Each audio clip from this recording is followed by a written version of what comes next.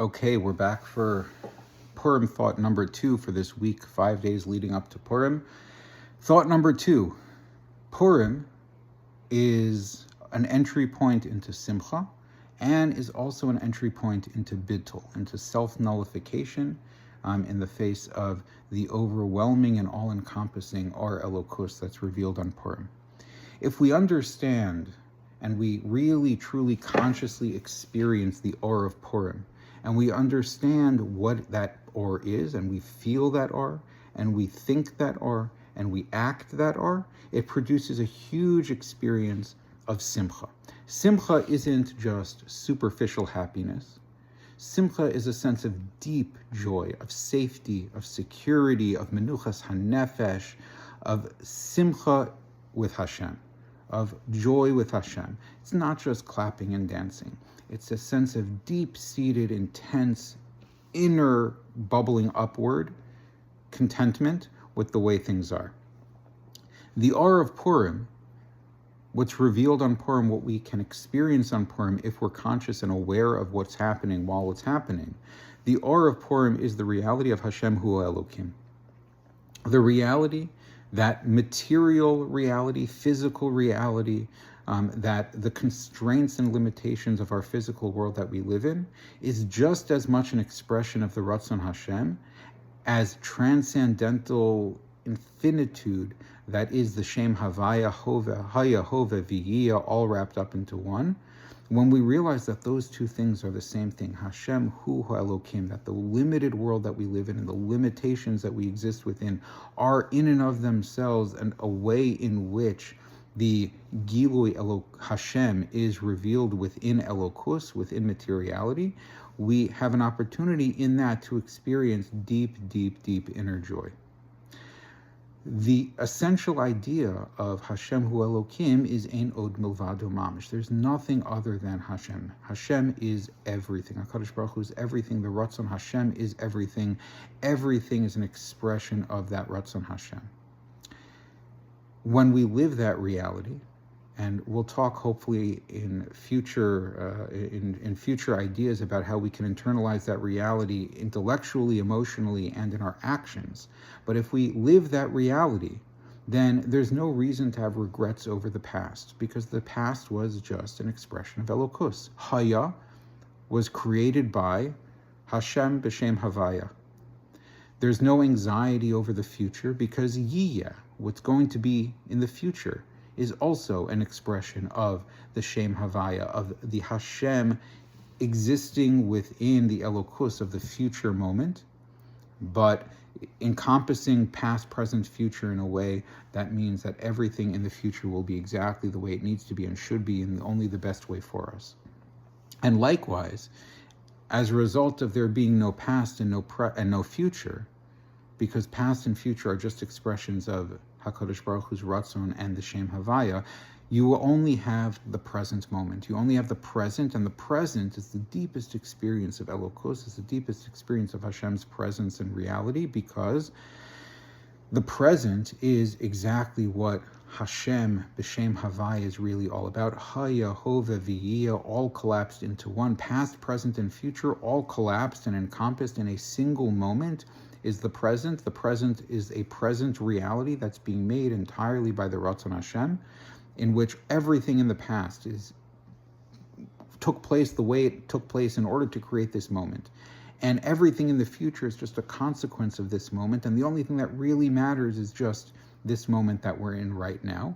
That's a entry point into a huge amount of menuchas hanefesh, of joy, of contentment, of security, because everything is exactly the way it needs to be right now. It can't be otherwise, because this moment, this present experience is just the Shem Havaya manifesting in physical reality, which is exactly what Purim is all about.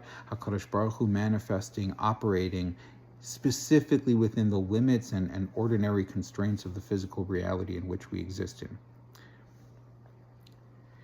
Purim is an expression of Hashem, HaKadosh Baruch Hu, within Katnus and within Hastara. Purim is all about Hastara. Esther, Astir Panim. Esther, the Purim story is all about the Megillah revealing the Hastara and revealing the presence of Hashem within that Hastara, within that Katnus, within that sense of there's a problem here.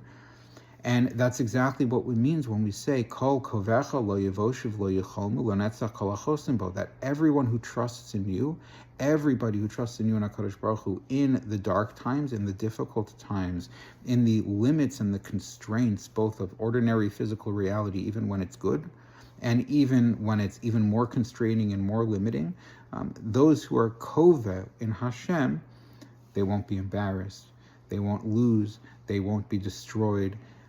Everyone who relies on HaKadosh Baruch Hu within the Megillah story, within the story of Purim, within the katnos and the constraints, they will eventually be able to see the revelation of that Hastar and the presence of HaKadosh Baruch Hu within all of those difficult things.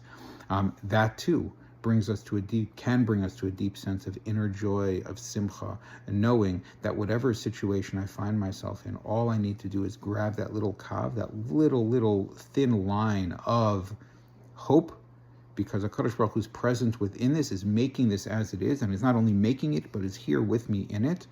And then something better will be revealed afterwards. This, in turn, can help produce a deep sense of bittul. A person sees and a person experiences that everything in reality, everything in the natural world around them, in the physical world around them, financially, relationally, physically, health-wise, etc., including a person's own self and everything around themselves, everything are just kalim for the or that is an expression of the Ratzon Hashem. Everything is just puppets operating on a string.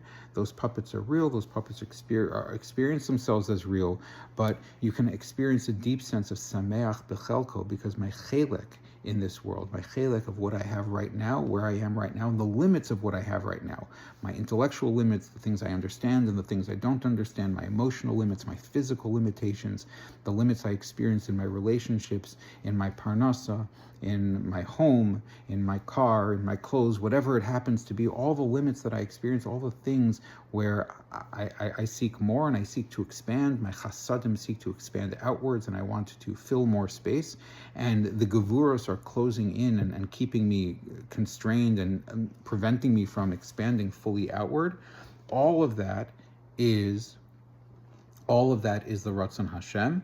And that produces a sense of, or can produce, if one is aware of it and really is misbonain and meditates and reflects deeply on it, that can produce a sense of freedom from the need to affect the outcomes. Because the outcomes of everything are out of our hands. They're all a product of the Ratzon Hashem, the Ratzon of the Hayahove V'yi and the Hakol Yachol.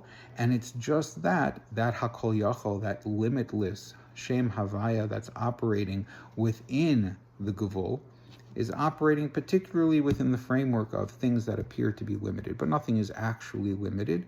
And I too am not limited, and I am just a part of that bigger picture, that bigger Ratzon Hashem that seems to be playing out in a framework of limitation.